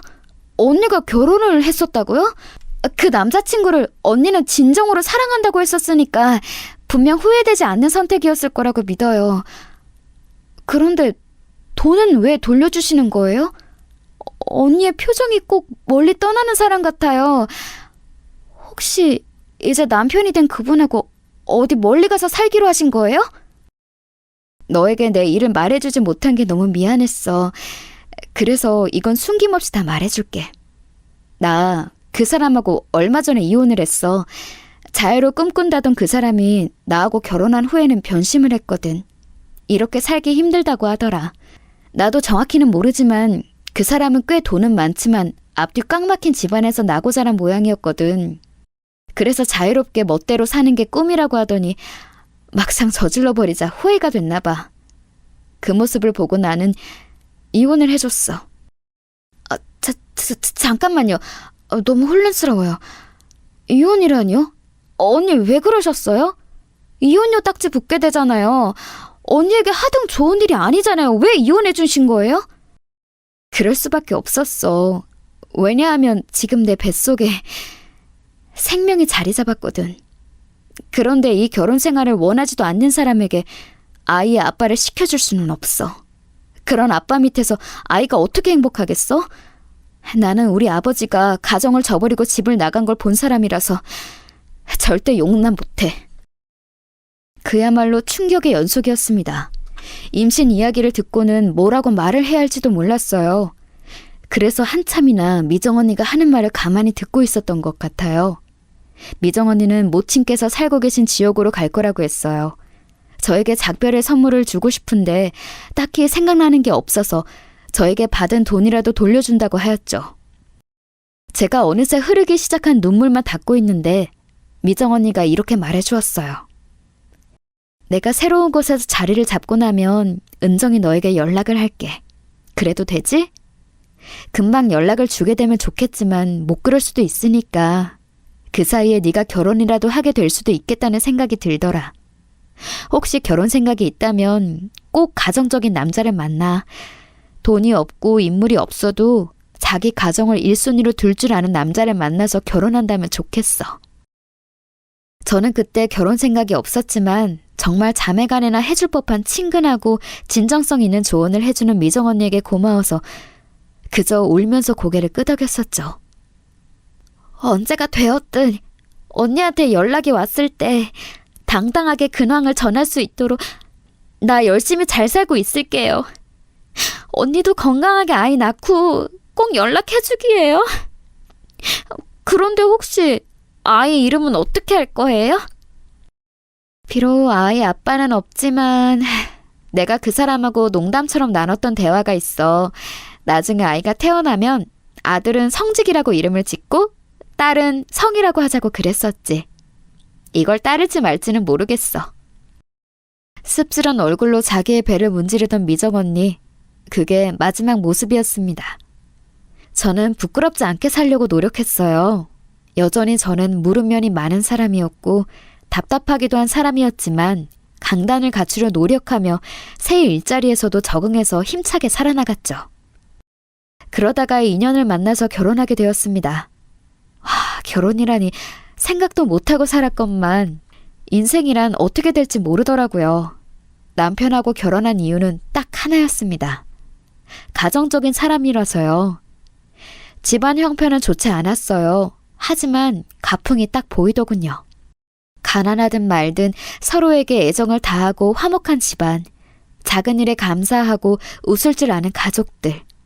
그걸 본 순간 저는 남편하고 결혼하겠다고 다짐하였던 것이죠. 시댁 식구들은 제가 생활력 강하고 참하다며 반겨주었어요. 반면 친정 식구들은 애매한 반응을 보였죠. 이왕이면 유복한 집안에서 난 남자를 물색해서 잡을 것이지. 그게 팔자를 펼 어찌 보면 유일한 수단이었는데 우리를 위해서라도 그렇게 해줄 수는 없었니? 어머니가 자꾸 아쉬워하셔도 소용없어요. 저는 그런 걸로 결혼 상대를 보고 싶지는 않아요. 미정 언니의 조언을 따라 가정적인 남자로 고르길 잘했다고 저는 100번 1000번 생각했습니다. 왜냐하면 곧 기가 막힌 일이 벌어졌거든요. 제 여동생 집안의 막내가 돌아온 거예요. 내가 그간 사기꾼 같은 놈한테 속았던 거였어. 결혼하자고 하더니 결국 여러 여자가 있었더라. 창피하고 속상해서 바로 집에 못 오고 다른 곳에서 생활하다가 돌아왔어.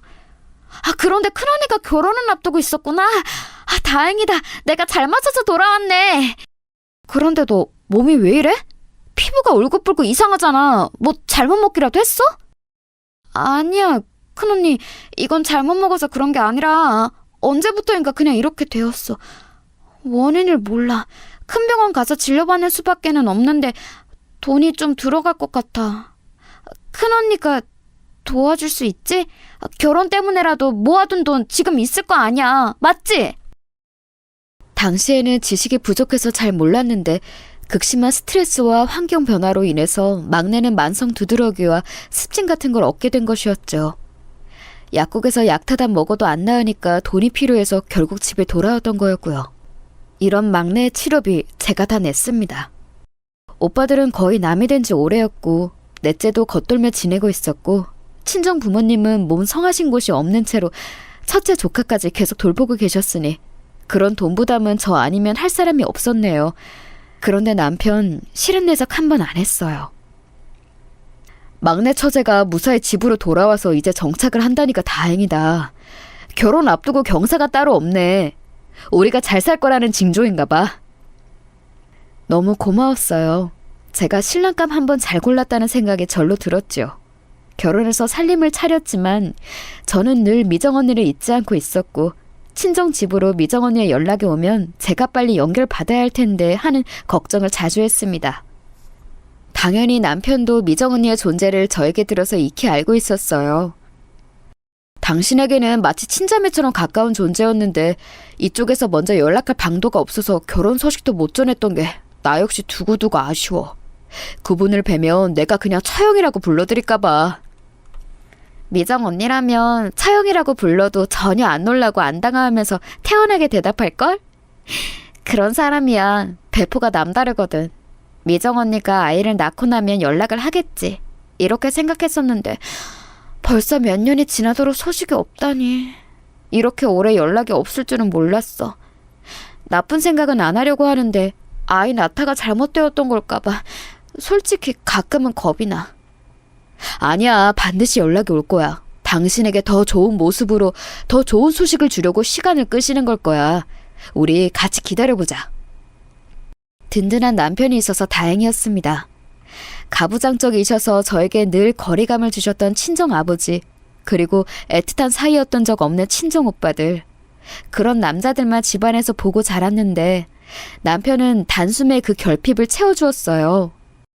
늘 든든하고 단단한 모습으로 제가 자기한테 기댈 수 있게 하였죠. 남편이 없었다면 저는 미정 언니의 연락을 기다리는 게 힘들었을지도 몰라요. 이런 남편을 만날 수 있도록 좋은 조언을 주었던 사람이 미정 언니 본인이라는 게 재미있는 부분이지만요. 남편 그리고 시댁 식구들과 마음을 나누며 저는 점차 친정 식구들로부터 정신적인 독립을 해나갔어요. 그간 항상 나 아니면 우리 식구들은 어떡하나라는 책임감과 걱정에 시달려 왔었는데 그걸 떨쳐나간 거였죠. 미정 언니에게 연락이 온다면 바로 이 부분부터 자랑하고 싶었어요. 저의 노력과 희생을 알아주지도 않는 친정 식구들과 드디어 거리를 두기 시작했다고 신나게 떠들고 싶었어요. 그렇기에 더욱 애타게 미정 언니의 연락을 기다렸는데 어느 날 저는 생각지도 못한 종류의 미정 언니 연락을 받게 되었습니다. 아니, 정확히는 미정 언니의 소식이었죠. 여보세요? 누구시라고요? 미정 언니의 모친 되시는 분이라고요? 안녕하세요. 처음 인사드리게 됐어요. 저는 미정 언니와 함께 일했던 친한 동생이에요. 그런데 어머님께서 저에게 연락을 어떻게 주신 건가요? 미정 언니는 지금 잘 지내고 있죠? 참, 아이는요? 잘 크고 있나요? 지금까지 우리 딸의 유품을 건드릴 용기가 나지 않아서 이제야 유품을 정리하다가 우리 딸이 그쪽 아가씨에게 연락을 하기로 했다며 메모를 해놓은 종이를 발견하게 되었어요. 우리 딸 미정이 지금 하늘나라에 있습니다. 출산하고 나서 후유증을 크게 앓았는데 뭐가 잘못되었던 것인지 알지도 못한 채로 어느 날 돌연 심장마비가 와서 영영 떠났어요. 아이는 잘 크고 있고요. 그런데 다만 앞으로는 내가 아이가 잘 커가는 걸 지켜봐주지 못할 것 같아요. 지금 시한부 선고를 받은 처지라서요. 전화기를 놓친 채로 저는 자리에 주저앉았어요. 도저히 믿기지 않는 믿을래야 믿을 수가 없는 비극적인 소식이었습니다. 미정 언니는 이미 이 세상 사람이 아닌 지 오래였던 거예요. 저는 그것도 모르는 채로 살아왔고요. 가슴이 찢어질 것 같았습니다. 엉엉 울다가 간신히 이성 한 줄기를 붙잡고 저는 미정 언니의 어머니께 뵙고 싶다는 뜻을 간절하게 전했어요. 그리고 곧바로 이튿날 어머님을 뵐 수 있었습니다. 그 자리에는 어린 아이도 한 명 있었죠. 우리 성직이 이렇게 말 잘 듣고 착한 아이도 또 없어요. 머리도 좋고요. 부디 우리 성직이가 고아원이라는 배경에 꺾이지 않고 부디 올곧게 자라나서 훌륭한 어른이 되길 바랄 따름입니다. 네? 고아원이라고요? 설마 아이를 맡길 다른 곳이 전혀 없으신 건가요? 애석하게도 전혀 없어요. 우리 딸이 그렇게 허망하게 떠나버리고 내가 무슨 한이 있더라도 이 아이만큼은 끝까지 책임지고 키우겠다는 다짐을 했었는데 그게 무색하게 되었네요. 정작 내 자신을 살피지 않아서 이제 여명이 고작 반년도 안 남은 것을 모르고 살았어요. 눈물을 훔치시는 어머님을 보며 저는 말문이 막혔습니다. 정말 탄식만 흘러나왔어요. 성직이는 어린아이가 벌써부터 의젓하게 어른들 대화하는 자리에 자기가 방해가 안 되도록 구석에서 조용히 손장난을 치며 혼자 놀고 있었습니다. 그 모습에 저는 가슴이 아팠어요. 어머님께서는 저에게 아이 부친의 존재를 아냐며 물어보셨지만 고개를 흔들어야 하는 제 자신이 참담했습니다. 이럴 줄 알았다면 예전 그때 미정 언니에게 남자친구가 어떤 사람인지 자세히 캐물었을 것을. 그러지 못한 과거가 후회되었어요. 제가 아이 부친에 대해 정확히 아는 것이라고는 이름이 김윤이라는 것 뿐이었죠.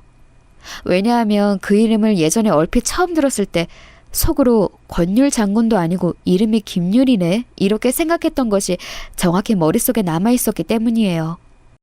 저는 그날 자기 외할머니가 시한부라는 걸 상상도 못하고 있는 성직이와 놀아주면서 만감이 교체했습니다. 사실 저는 그때부터 한 가지 결론을 두고 고민하고 있었죠. 저는 몇 날 며칠을 고민하다가 남편에게 말했어요. 여보, 우리가 미정 언니 아이 입양하면 안 될까? 아이는 아무 잘못도 없는데 고아원에 가게 생겼어. 이런 안타까운 상황이 또 어디 있겠어. 안 그래? 요 며칠 당신을 지켜보면서 속으로 그런 고민을 하고 있을 거라고 예상하고 있었어. 그런데 아무리 그래도 피 한 방울 안 섞인 자식을 키운다는 건 보통 일이 아니잖아. 측은지심만으로 될 일이 아니야.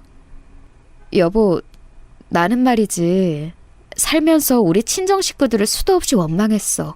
너무 원망스러워서 가슴에 피가 맺히는 기분이 들 때도 많았어. 그럼에도 가족이 없었으면 좋겠다는 생각을 한 적은 없었어. 어떻게 가족 없이 살아? 그건 말도 안 되는 일이라고 생각해. 저라는 사람을 잘 알고 있는 남편은 한숨만 내쉴 뿐 반대를 더하지 않았습니다. 그러더니 이틀 뒤 제 손을 맞잡으며 고개를 끄덕여 주었죠. 큰 결단을 내려준 거예요. 저는 그런 남편을 부둥켜 안았습니다.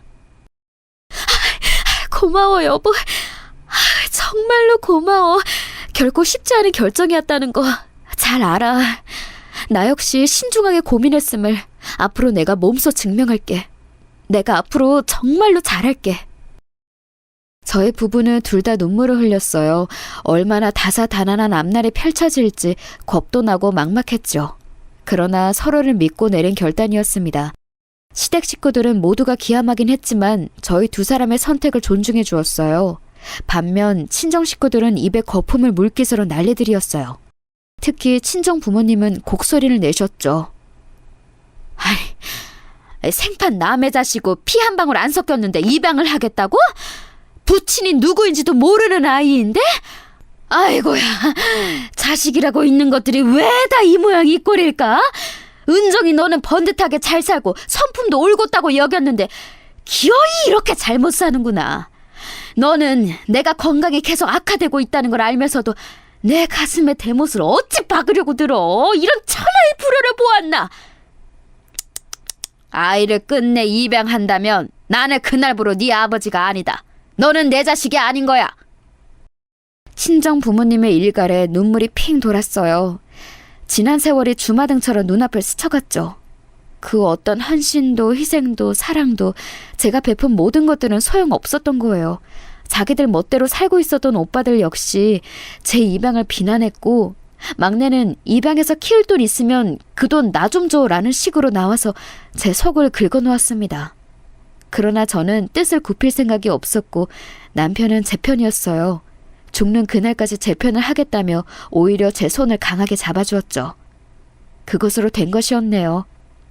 제가 가슴에 안고 살아온 친정 식구들을 뒤로한 채로 저는 성직이의 엄마가 되었습니다. 성직이의 외할머니, 미정 언니의 어머니께서는 병원에서 조용히 눈을 감으신 뒤였죠. 입양 절차를 밟고 나니까 성직이에게 미안해졌어요. 성직이는 이렇게 하고 싶다, 저렇게 하고 싶다, 원하는 걸 정할 수가 없었기 때문이에요. 아무리 어린 아이라도 자기 인생이 걸린 중대사는 선택권을 줬어야 맞았을 거라는 생각이 그제서야 들더군요. 성지가 이제부터는 이모라고 부르지 말고 엄마라고 불러줄래? 내가 우리 성직이의 엄마가 되어주고 싶은데 그래도 괜찮을까? 이모는 우리 엄마가 아닌데 우리 엄마는 하늘나라에 있어요. 외할머니도 하늘나라에 갔으니까 만났을 거예요. 의연하게 말을 하던 성직이가 울음을 터뜨렸고 저는 얼른 아이를 품에 안고 연신 미안하다고 사과를 했습니다. 엄마라고 부르라니 제가 너무 성급했지요. 욕심이었어요. 앞으로는 자유롭게 저를 부르고 싶은 대로 부르라고 성직에게 당부를 해주었습니다. 엄마나 아빠가 아니라 가족의 울타리가 되어주는 거라고 그런 말을 성직에게 몇 번이고 해주었죠. 성직이는 분명히 또래에 비해 영특하고도 영리한 아이였어요. 하지만 그렇다고 해서 입양이 된 가정에 금세 적응을 하게 되었다는 말은 아니었습니다. 오히려 더 힘들었던 것 같기도 하네요. 성재기는 똘똘한 만큼 머릿속에 생각이 너무 많은 아이였고 기억이 아니라 사진으로만 남아있는 자기 엄마와 쭉 의지하며 살아왔는데 일찍 허망하게 세상을 떠나 자기 외할머니의 부재에 강한 공허함을 느꼈습니다. 학교에 들어간 이후로는 친구들 사이에서 은근하게 겉돌았어요. 그래서 저희 부부의 걱정을 샀습니다. 저하고 남편이 얼마나 머리를 싸맸는지 몰라요. 그리고 저희 부부에게도 아이가 있었으니까요. 남자아이만 둘이었습니다. 저희 부부는 성직이를 그래서 삼형제 대장이라고 장난스럽게 일부러 그렇게 불렀어요. 아이들끼리 유대감을 가졌으면 해서요. 성직이는 그게 어색했는지 아니면 마음에 안 들어 했는지 원래는 그 별칭에 반응이 없었습니다. 그랬다가 시간이 좀 더 지나고 나서 삼형제 대장 노릇을 하기 시작했죠. 동생들의 숙제를 봐주고 공놀이 상대를 자처했고요. 그런 변화가 저희 부부를 웃게 만들었습니다. 저는 남편에게 늘 고마운 마음이었기에 시댁 식구들에게도 잘하려고 항상 노력했어요. 제가 그런 모습을 보이며 사니까 시댁 식구들도 제가 진심을 다해 입양한 성직이에게 점차 마음을 활짝 열며 아이에게 잘해주려고 하더군요. 선순환이었던 것 같아요. 유복하진 않아도 늘 웃음이 넘쳤습니다. 남편의 누나인 제 시누이가 억울하게 사기 사건에 휘말려서 큰돈이 날아갔고 시아버지께서 간 질환으로 고생하시느라 병원비도 많이 깨졌고 남편의 회사가 갑작스러운 부도를 맞아서 가게가 완전히 휘청거리게 되었지만 이런 일련의 과정들을 겪어도 가족들끼리는 화목했다는 게 신기할 따름이에요. 성직이가 사춘기를 지나면서 학교에서 자잘한 사고를 쳤을 때가 오히려 돈 문제보다 더 속상했죠. 너 한 번만 더 학교에서 연락 오게 만들면 그때는 정말 크게 혼날 줄 알아? 너 이렇게 말썽이나 피우라고 학교 보내는 거 아닌데 왜 사고를 쳐? 너 자꾸 이렇게 우리를 걱정시킬래? 됐어요. 저한테 신경 쓰지 마세요. 걱정 하나 척도 하지 마시고요. 어차피 저는 친자식도 아니잖아요. 친자식들한테나 신경 많이 쓰세요. 사춘기 때의 아이가 얼마나 엇나갈 수 있는지 저도 머리로는 알고 있으나 가슴이 미어지는 건 어쩔 수 없더군요. 돌아서서 많이 울었어요. 이제 성직이는 제가 친자매처럼 여겼던 언니의 아들이 아니라 제 아들이나 다름없었는데 성직이 입에서 친자식 운운하는 게 나오니까 정말 어떻게 해야 할지를 모르겠더라고요. 이때 친정 어머니께서 건강이 너무 나빠져서 시설에 들어가시게 된 문제로 정말 오랜만에 친정 식구들과 제대로 된 연락을 하게 되었어요. 그동안은 친정 부모님 생신과 명절 때만 짧게 안부 주고 받는 게 다였거든요. 저는 속상하고 고민이 되는 마음에 친정 식구들한테 성직이 이야기를 털어놓았는데 되려 또 비웃음만 샀습니다. 그러면서 친정 식구들이 하는 말이 저에게는 돈 뜯어낼 구석이 안 보이니까 앞으로는 영영 연락하지 말자고 그러더군요. 제가 변변치 않은 형편에서 사는 꼴이 한심하다고도 했어요. 어이가 없더라고요. 그게 어떻게 친가족에게 할 수 있는 말인지. 그러니까 제 친정 식구들이 늘 서로 관계가 개판이었던 거겠죠. 그 와중에 제 바로 밑 여동생 넥제가 따로 연락을 해왔어요. 제가 성직이를 입양할 때 유일하게 손가락질하지 않았던 친정 식구이기도 했죠. 언니, 내가 결혼해서 아이 낳고 키워보니까 지금까지 언니가 얼마나 힘들고 위대한 일을 해왔는지 조금이나마 가늠이 되더라. 남들이 학교에서 공부하고 있을 때 언니는 공장에서 일을 하며 우리 식구들의 생활비를 벌어왔었고 피 한 방울 안 섞인 남의 자식 입양해서 지금은 키우고 있지. 언니는 정말 대단한 사람이야. 나 그렇게 사정이 좋지는 않지만 언니에게 힘을 주고 싶어.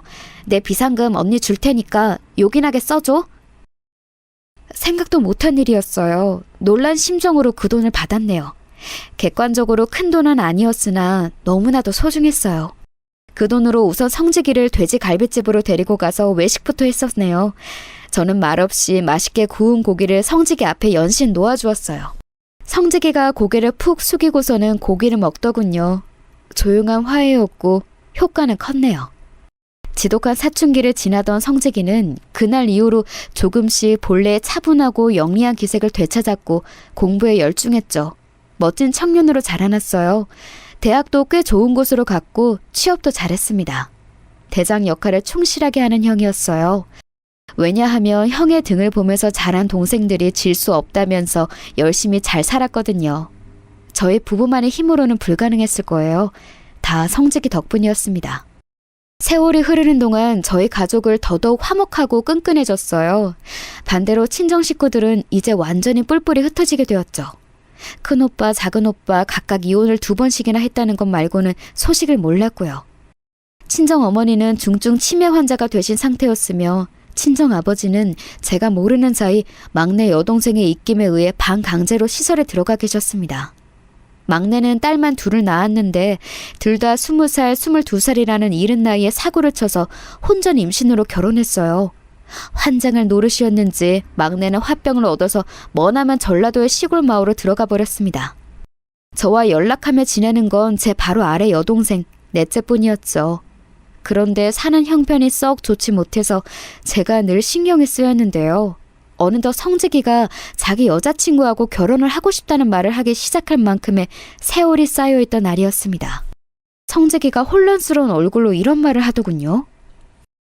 엄마, 사실 며칠 전부터 이상한 일이 있었어요. 회사로 어떤 사람들이 저를 찾아왔는데 제 얼굴이랑 이름 때문에 유추가 가능했다면서 제가 자기들이 모시는 분의 핏줄 같다고 하는 거예요. 너무 황당한 얘기라서 저는 무조건 아니라고 했는데 웬 사진 한 장을 내밀더라고요. 근데 저랑 인상이 너무 닮은 아저씨 사진이었어요. 게다가 그 아저씨 이름이 김유리라네요. 엄마가 옛날에 그러셨잖아요. 제 친아버지의 이름은 아마 김유리일 거라고. 맞아. 분명히 그런 이름이었어. 잊고 있었는데 생각이 나네? 너 어렸을 때 내가 그런 얘기도 해준 적이 있었구나. 그런데 그 사람이 너를 찾는다고? 제 친아버지인지 아닌지는 몰라도 아무튼 사실 날이 얼마 안 남으셨대요. 그 소리 듣고 고민이 많았는데 오늘 그 사람들이 또 찾아와서는 유전자 검사를 해달라네요. 엄마, 저 어떡하면 좋을까요? 이럴 수가. 근 30년의 세월을 뛰어넘어서 이런 상황이 벌어질 거라고는 상상도 못한 바였어요. 저희 부부와 성재기는 깊은 대화를 나눈 끝에 유전자 검사를 하는 것으로 결정을 했습니다. 하지 않는다면 후회할 게 뻔했으니까요. 그리고 성재기는 어느 유능한 사업가 집안의 핏줄이 맞는 것으로 확인이 되었어요. 그 사업체에 몸을 담고 있는 임원 한 분이 거래처를 직접 돌다가 성재기가 다니고 있는 회사에 발을 들이게 되었는데 성재기를 보자마자 고개를 갸웃하셨었다네요. 성재기는 제가 봐도 미정 언니와 생김새가 전혀 닮지 않았어요. 정 많고 남을 잘 챙기는 어른으로 자라난 점은 미정 언니와 똑같았지만요. 그런데 생김새는 부친을 닮은 것이었던 거예요. 임원분께서는 성직이 생부의 병문안을 가셨다가 젊을 적 모습과 꼭 닮았길래 신기해서 명찰을 확인했는데 이름이 성직이었다라는 말씀을 흘리셨어요. 그걸 그냥 넘기시지 않은 성직이 생부는 확인 절차를 밟으셨던 것이고요. 저는 옛날에는 가발 공장 입구 근처에서 멀찍이 보기만 하였던 미정 언니의 남자를 세월이 흐르고 나서야 똑바로 마주하게 되었어요. 조금이 가까운 그에게 다가간 제가 조용히 입을 열었죠. 기억하고 계셨던 건가요? 미정 언니와 나누셨던 대화, 나중에 아이가 태어나면 아들은 이름을 성직이라고 하거든. 예, 기억하고 있었고 말고요. 뿐만 아니라 이제 와서 고백을 하자면 저는 미정이가 임신 중이라는 것을 얼핏 눈치채고 있었습니다. 이혼하자고 했을 때 임신 사실을 미정이가 밝힌다면 저는 그대로 남을 작정이었지만 그러기는커녕 저를 잡지도 않고 이혼을 해주더군요. 그래서 저는 임신인지 아닌지 정확히 확인하지도 않은 채 겁이 나서 비겁하게 도망을 쳤어요. 그 후로 집안에서 정해준 상대와 결혼도 했지만 행복하지 않았습니다. 일부러 아이도 갖지 않았죠. 10년을 살다가 이혼을 했고요. 소리 없이 눈물을 흘리시더군요. 회한의 눈물이었을 거예요. 성직의 생부는 자기 몫의 재산을 모두 성직에게 주고 떠나시겠다는 뜻을 밝히셨어요. 그래야 하늘나라에서 미정 언니를 떳떳하게 만날 수 있다고 하시면서 말이죠. 막상 성직이는 자기 생부 앞에서 별 말도 없이 어색하게 굴었으나 장례식장에서는 뜨거운 눈물을 쏟았습니다. 그 곁에 저희 부부가 있어 주었죠. 저는 하늘을 보며 미정 언니에게 인사를 건넸어요. 친애하는 미정 언니, 잘 지내고 있죠? 성직이는 이제 엄청난 자산가가 되었고 우리 부부한테 돈 관리를 맡기겠다면서 알아서 그냥 써버리라네요. 참나, 이게 말이 되나요? 언니, 이건 기적이에요? 아니면 언니가 내다본 미래인가요? 확실한 건 이게 현실이라는 것이었죠. 저희 부부는 상의 끝에 제 여동생 넷째부터 도와주었습니다. 지질한 형편으로 마음고생하던 넷째는 여유를 거머쥐게 되었고요. 시댁 식구들에게도 베풀었어요. 모두가 행복하게 웃었네요. 친정 오빠들도 좀 도와주고 싶었는데 그 양반들 쪽에서 먼저 연락을 사절하는 바람에 그러지를 못했습니다. 이게 다 자업자득이고 인과응보라는 것일까요? 돈이 넉넉하지 않아도 화목하게 잘 지내왔던 저희 가족들,